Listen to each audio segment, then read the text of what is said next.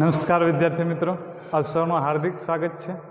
મિત્રો, last time આપણે સતત વિદ્યુતભાર વિતરણ એમાં વાત કરી હતી રેખીય વિતરણ વિશે.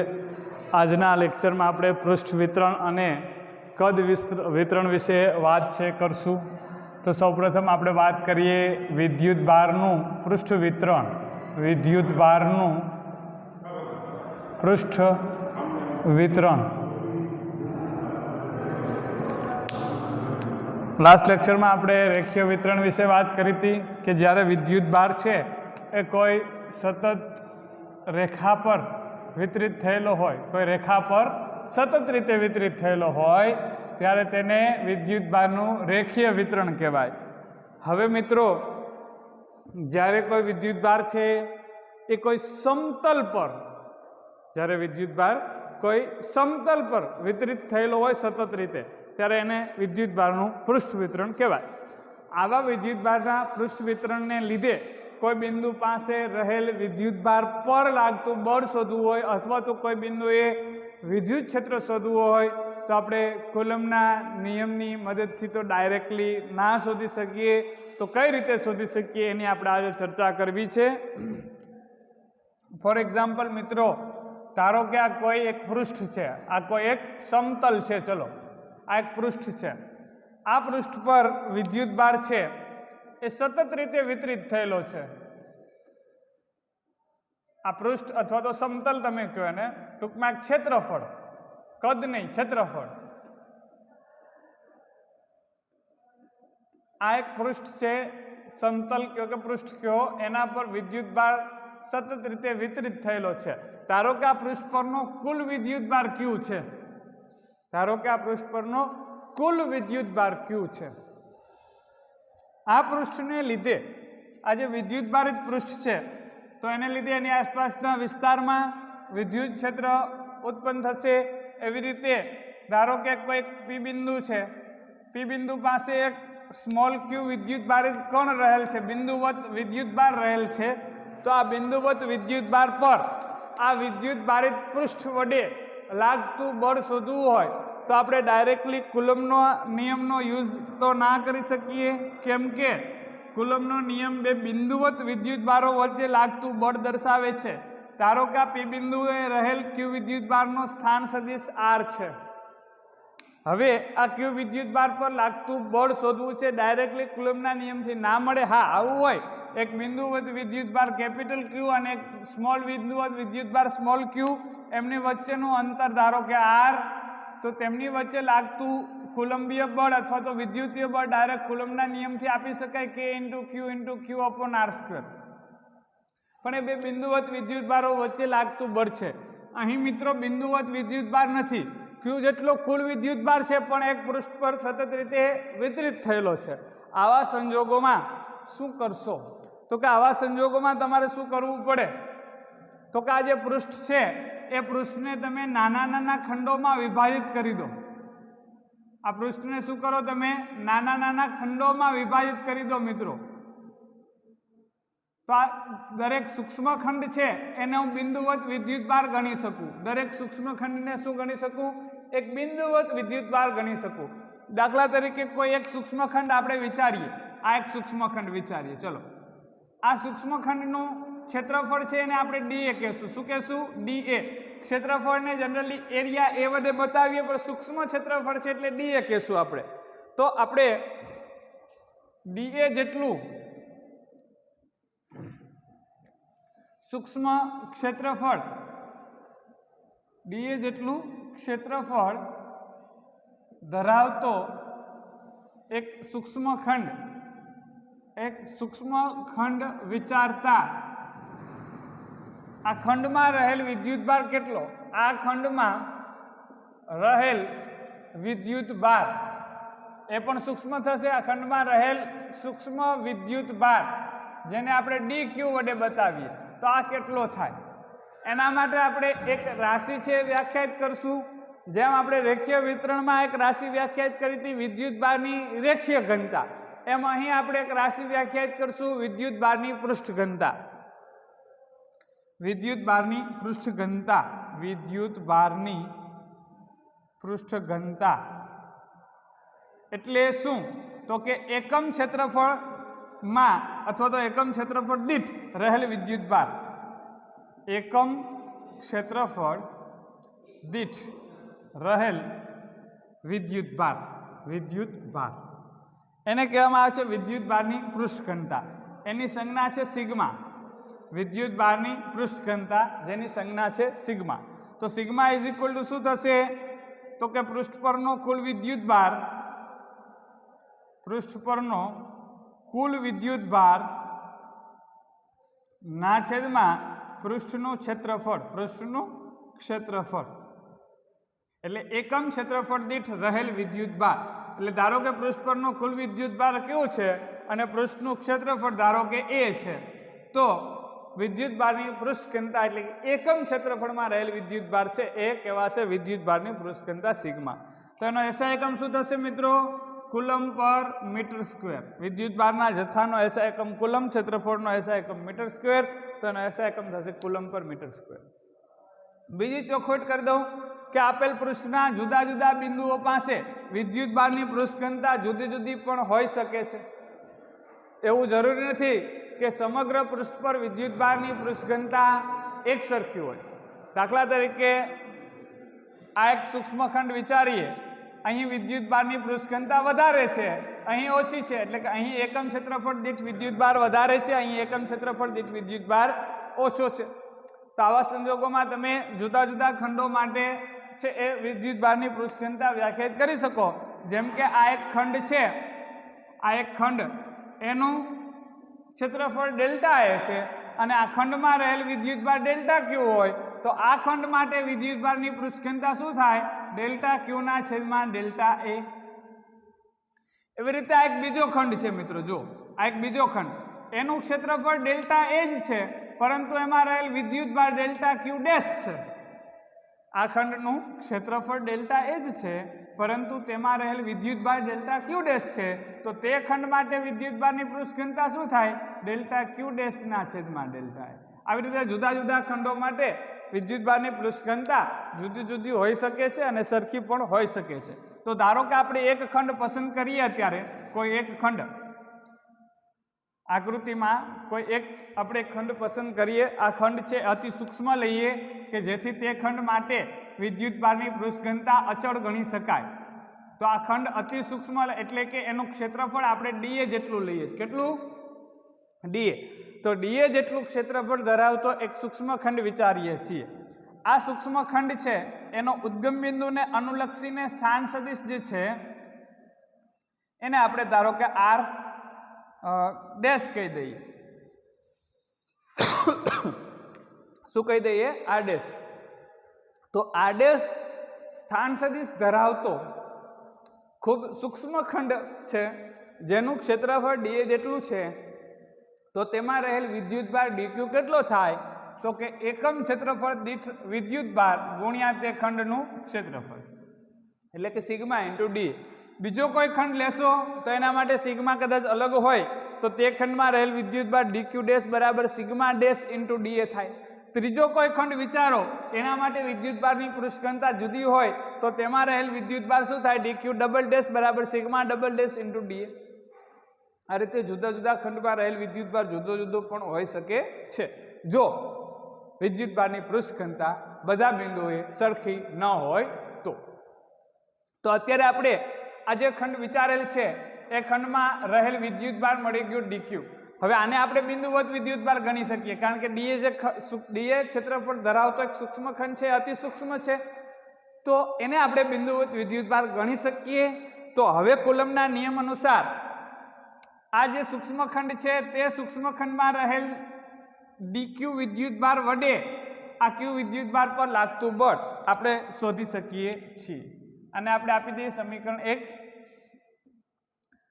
આ ડીક્યુ જેટલા વિદ્યુતભાર વડે ક્યુ વિદ્યુતભાર પર લાગતું વિદ્યુત બળ કુલમના નિયમ અનુસાર F = K × Q × dq બંને વચ્ચેનું અંતર. મિત્રો P બિંદુનો સ્થાન સદિશ R છે અને આપણા જે સૂક્ષ્મખંડનો સ્થાન સદિશ છે સદિશ આદેશ છે, તો આપેલ સૂક્ષ્મખંડથી પી બિંદુ ને જોડતો સદિશ શું થશે? તો કે સદિશ આર માઇનસ સદિશ R dash, R minus R dash. તો આ આર માઇનસ આર ડેશ સદિશનું માન શું થશે? તો કે mod of R minus R dash, એનો પાછો શું થશે? સ્ક્વેર. આ મિત્રો શું થયું? બળનું માત્ર મૂલ્ય થયું. સદિશ સ્વરૂપે લખવું હોય તો તમારે દિશા પણ બતાવવી પડે. તો દિશા કેમ બતાવાય? આપેલ ખંડથી પી બિંદુને જોડતી દિશામાંનો એકમ સદિશ, આપેલ ખંડથી પી બિંદુને જોડતી દિશામાંનો એકમ સદિશ, એકમ સદિશ એટલે સદિશ ના છેદમાં તે સદિશનું માન, સદિશ ના છેદમાં તે સદિશનું માન. તો તમે આને આમ પણ લખી શકશો કે ક્યુ ઇન્ટુ ડીક્યુ, ડીક્યુ એટલે શું છે? Sigma into d a upon R minus R dash એનો માન એનો ક્યુબ ઇન્ટુ સદિશ આર માઇનસ સદિશ આર ડેશ. તો આ તમને મળી ગયું મિત્રો પી બિંદુ પાસે રહેલ કે વિદ્યુત ભાર પર લાગતું બળ. હવે આ તો બળ કેના વડે શોધ્યું તમે મિત્રો? એક જ ખંડ વડે, એટલે આપણે આને ડીએફ કહેશું. શું કહેશું? ડીએફ. શું કામ? તો કે ડીક્યુ જેટલા સૂક્ષ્મ વિદ્યુત ભાર વડે લાગતું બળ ડીએફ જેટલું સૂક્ષ્મ બળ છે, એટલે એને આપણે ડીએફ લખશું. હવે આપણે સમગ્ર, અને આપણે સમીકરણ 2 આપીએ. હવે આપણે આ સમગ્ર વીજભારિત પૃષ્ઠ ને લીધે ક્યુ બિંદુ પર લાગતું કુલ બળ શોધવું છે, ક્યુ વિદ્યુત ભાર પર લાગતું કુલ બળ. તો કેમ શોધાય? તો કે આવા દરેક સૂક્ષ્મ ખંડો વડે, આવા દરેક સૂક્ષ્મ ખંડો વડે ક્યુ વિદ્યુત ભાર પર લાગતું બળ શોધી એ બધા બળોનો સદિશ સરવાળો કરવો પડે.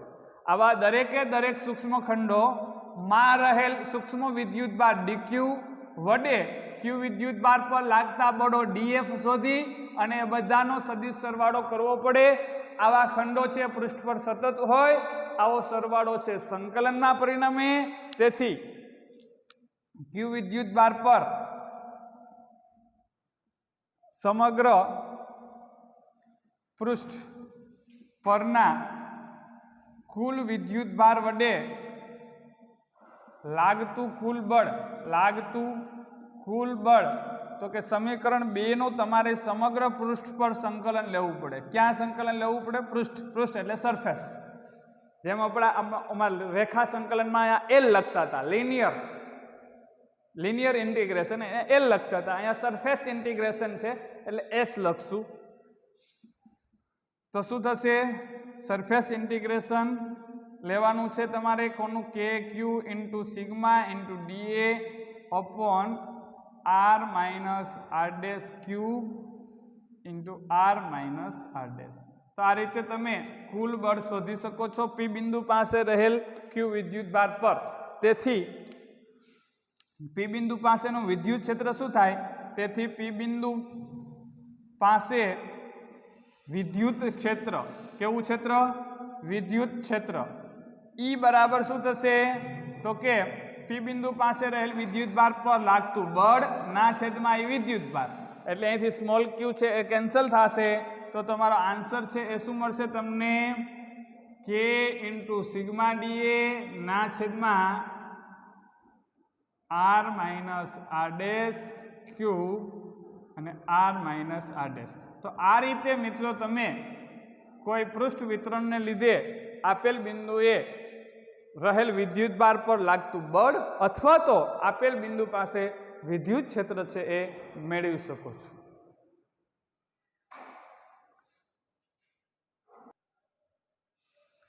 ચલો હવે આપણે વાત કરીએ વિદ્યુત ભારના કદ વિતરણ વિશે. તો આપણે અગાઉ જેમ વાત કરીએ એમ રેખીય વિતરણ અને પૃષ્ઠ વિતરણ, કે વિદ્યુત ભાર કોઈ રેખા પર સતત રીતે વિતરિત થયેલો હોય તો એને વિદ્યુત ભારનું રેખીય વિતરણ કહેવાય.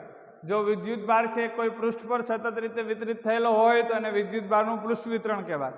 એવી રીતે જો વિદ્યુત ભાર છે એ કોઈ કદમાં સતત રીતે વિતરિત થયેલો હોય તો એને વિદ્યુત ભારનું કદ વિતરણ કહેવાય. દાખલા તરીકે અનિયમિત આકારનું કદ છે મિત્રો, આ ક્ષેત્રફળ નથી, કદ છે. કદ અનિયમિત આકારનો ગોળો છે, રાઉન્ડ નહીં પણ અનિયમિત આકારનો ગોળો છે. હાલો એવું માની લઈએ આપણે, અનિયમિત આકારનો કોઈ ગોળો છે, કદ છે. કદ એમાં રહેલ વિદ્યુતભાર, તો કે એમાં વિદ્યુતભાર છે એ ધારો કે સતત રીતે વિતરિત થયેલો છે. આખા ગોળાની અંદર વિદ્યુતભાર છે એ ધારો કે સતત રીતે વિતરિત થયેલ છે, તો આને વિદ્યુતભારનું કદ વિતરણ કહેવાય. હજી ચોખવટ કરી દઉં, આ અનિયમિત આકારનો ગોળો છે. શું છે? અનિયમિત આકારનો ગોળો. ગોળ રાઉન્ડ ગોળો નથી, પણ અનિયમિત આકારનો બતાવ્યો. ગમે તેવા આકારનો, આકારથી આપણે કોઈ મતલબ નથી. આ અનિયમિત આકારના કદમાં વિદ્યુતભાર વિતરિત થયેલો છે. ધારો કે કુલ વિદ્યુતભાર ક્યુ છે, આની અંદર ટોટલ વિદ્યુતભાર ક્યુ છે, પણ એ બધો વિદ્યુતભાર એક જ જગ્યાએ નથી. કેવી રીતે છે? વિતરિત થયેલો છે. તો આવા વિતરિત વિદ્યુતભારને લીધે કોઈ પી બિંદુએ રહેલ ક્યુ વિદ્યુતભાર પર લાગતું બળ શોધવું છે, તો અગાઉ સમજાવ્યું એમ ડાયરેક્ટ કુલમ્બના નિયમનો ઉપયોગ તો નહીં કરી શકો. તો ધારો કે પી બિંદુએ રહેલ ક્યુ વિદ્યુતભારનો સ્થાન સદિશ આર છે. હવે શું કરવાનું તમે જાણતા હશો કે સૌપ્રથમ આ કદની અંદર એક નાનો ટુકડો લો, નાનો ટુકડો લો કે જેનું કદ ધારો કે ડીવી જેટલું છે. બહુ સૂક્ષ્મ ટુકડો લેશું તો જ આપણે એને બિંદુવત વિદ્યુતભાર ગણી શકીએ. તો બહુ સૂક્ષ્મ કદ ધરાવતો એક નાનો ખંડ વિચારો, તો એ ખંડમાં રહેલ વિદ્યુતભાર કેટલો, એને આપણે બિંદુવત વિદ્યુતભાર ગણી શકીએ. તો આ એક ડીવી જેટલું સૂક્ષ્મ કદ ધરાવતો એક નાનો એવો ખંડ લીધો છે. એ ખંડમાં કેટલો વિદ્યુતભાર છે એવું કેવું હોય તો એના માટે એક રાશિ વ્યાખ્યાયિત કરવી પડશે, જેને આપણે કહીશું વિદ્યુતભારની કદ ઘનતા. વિદ્યુતભારની કદ ઘનતા. વિદ્યુતભારની કદ ઘનતા એટલે શું? તો કે એકમ કદમાં રહેલ વિદ્યુતભાર. એકમ કદમાં રહેલ વિદ્યુતભાર. વિદ્યુતભારની કદ ઘનતાની સંજ્ઞા છે રો. તો રો ઇઝ ઇક્વલ ટુ શું થાય? તો કે આપેલ કદમાં રહેલ વિદ્યુતભાર ના છેદમાં કદ.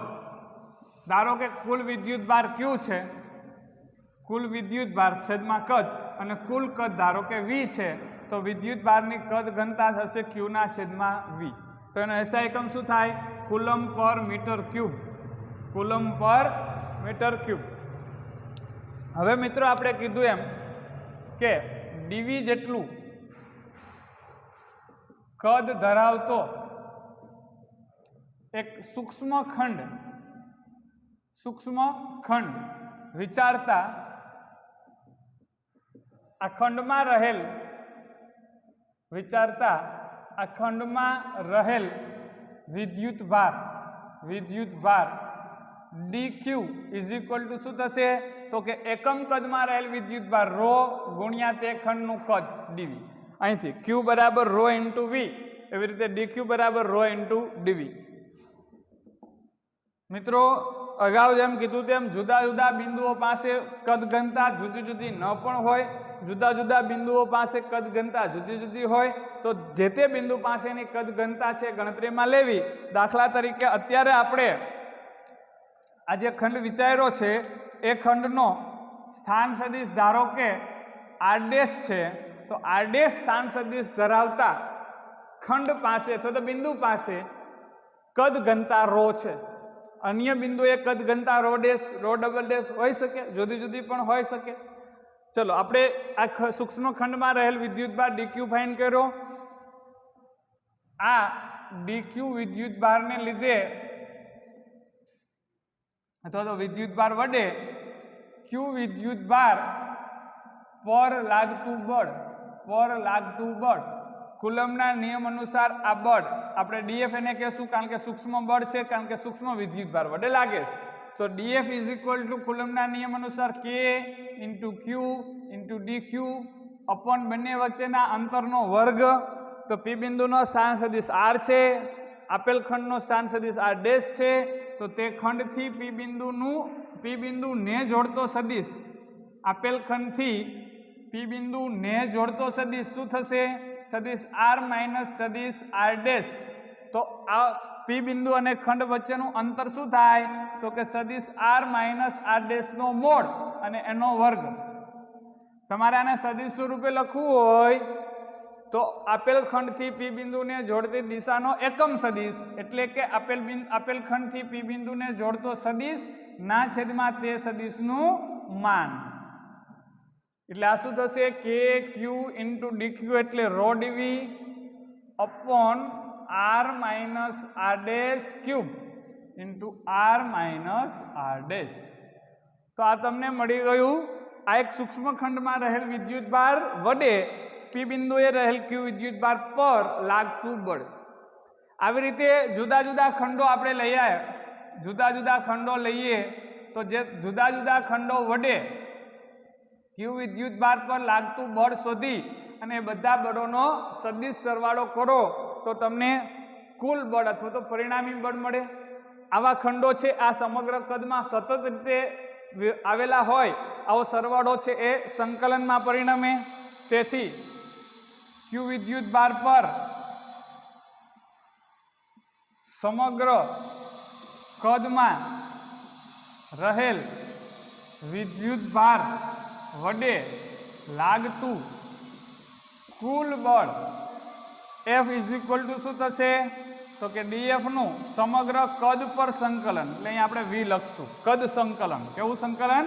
કદ. સમગ્ર કદ પર સંકલન લેવાનું છે. એટલે આ શું થશે? સમગ્ર કદ પર k q rho ડીવી upon R minus R dash cube અને આર માઇનસ આર ડેશ. તો આ રીતે તમે સમગ્ર કદમાં વિતરિત થયેલ કુલ વિદ્યુત ભાર વડે આપેલ વિદ્યુત ભાર પર લાગતું બળ શોધી શકો છો. તેવી જ રીતે મિત્રો પી બિંદુ પાસે